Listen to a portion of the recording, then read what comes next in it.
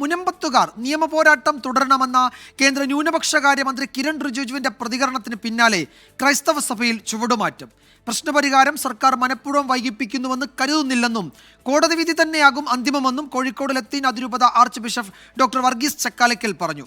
Arch ബിഷപ്പിന്റെ പ്രസ്താവനയെ CPIM സ്വാഗതം ചെയ്തു.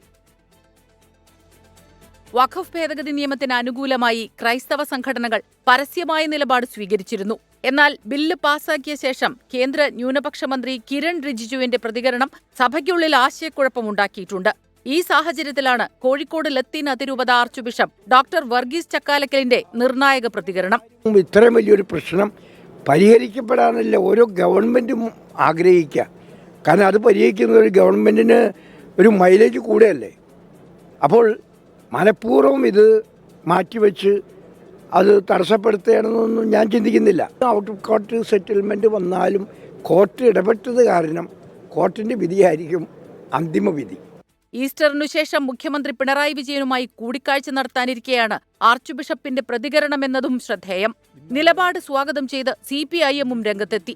വർഗീയ ചേരിതിരിവിനുള്ള BJP-RS ശ്രമം വിലപ്പോയില്ല എന്നതിന്റെ തെളിവാണ് പ്രസ്താവനയെന്ന് MV ഗോവിന്ദൻ. ചേരിതിരിവ് ഉണ്ടാക്കാൻ വേണ്ടിയിട്ടാണ് അവിടെ BJPയും RSSും ഒക്കെ ശ്രമിച്ചുകൊണ്ടിരുന്നത്. ചേരിതിരിവ് ഉണ്ടാക്കാനായില്ല എന്നുള്ളതിന്റെ വളരെ പ്രധാനപ്പെട്ട പ്രഖ്യാപനമാണ് ഇപ്പോൾ യഥാർത്ഥത്തിൽ നമ്മുടെ തിരുമേനിയിൽ നിന്ന് ഉണ്ടായത്.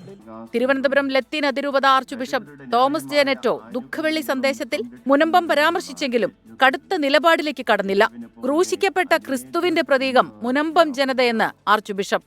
തങ്ങളുടെ ഭൂമിയും ഭവനവും സംരക്ഷിക്കാൻ പോരാടുന്ന മുനമ്പം നിവാസികൾ, ഇവരോടൊപ്പം ചേരാനും ഇവർക്ക് വേണ്ടി പ്രവർത്തിക്കുവാനും നമുക്ക് സാധിക്കുമോ? മുനമ്പത്തെ പ്രശ്നപരിഹാരത്തിന് വഖഫ് ഭേദഗതി ബില്ലിനെ പാർലമെന്റിൽ പിന്തുണയ്ക്കണമെന്നായിരുന്നു കത്തോലിക്ക മെത്രാൻ സമിതിയുടെ ആഹ്വാനം. എന്നാൽ കേന്ദ്രമന്ത്രിയുടെ വിശദീകരണത്തോടെ മുൻ നിലപാടിൽ നിന്നുള്ള സഭയിലെ ചുവടുമാറ്റവും വ്യക്തമാവുകയാണ്. 24 തിരുവനന്തപുരം.